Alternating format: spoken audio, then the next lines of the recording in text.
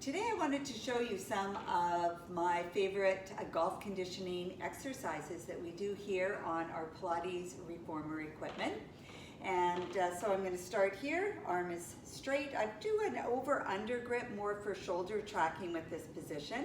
I'm going to maintain, come into my 5-iron stance, reach my arms long.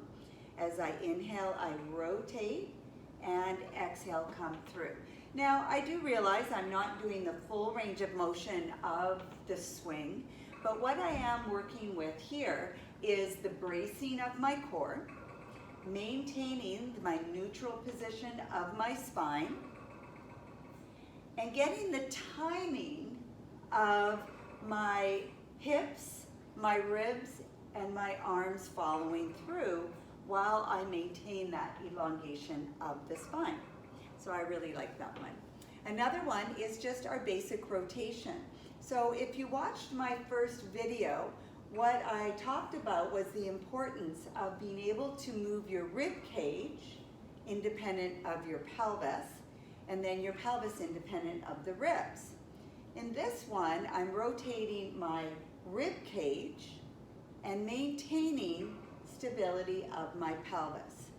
Now, I'm going to qualify that a little bit here because my pelvis isn't staying completely still. My rib cage is moving more than my pelvis, but there is a little bit of this going on. The hips moving, my thighs, my hip joint moving, having a little bit of that internal and external motion, which is really important for the golf swing. So while the strength and the rotation of my rib cage is where the spotlight is, there's a few little gold nuggets that are taking place as I'm working with that. Being able to move your shoulder through its full range of motion.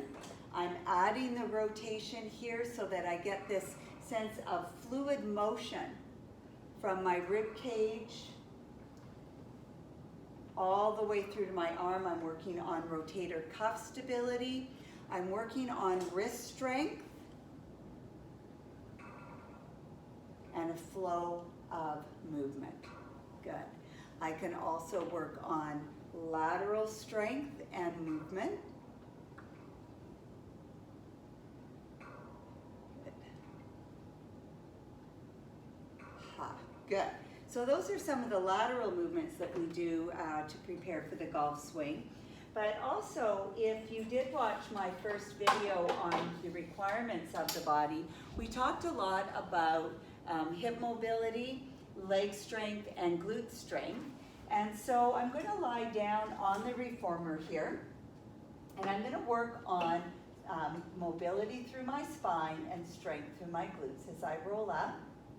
I maintain this position. I'm working through my hips. I'm working through my inner thigh and core stability, glutes, absolutely.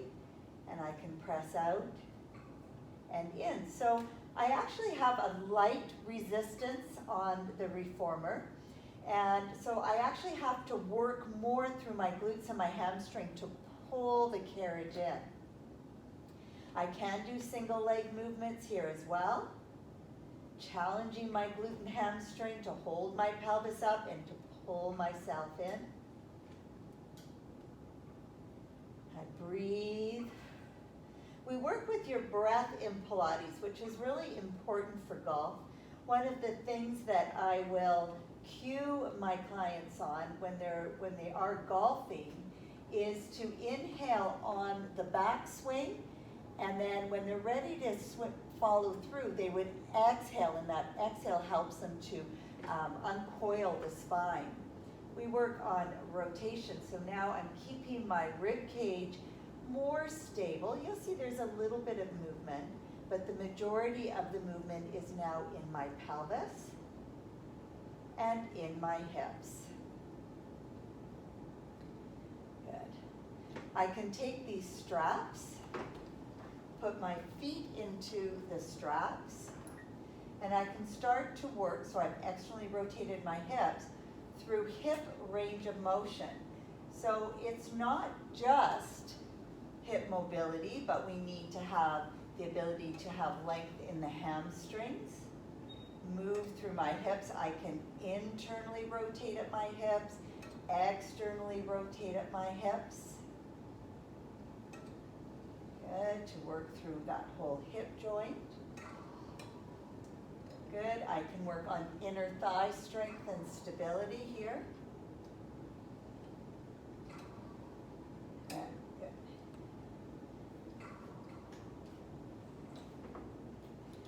So those are just a few of the exercises to give you an example of how Pilates can improve your golf swing. I hope you found it helpful.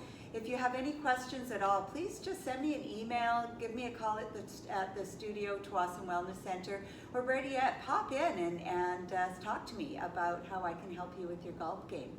Thanks for watching, and I hope you found that helpful.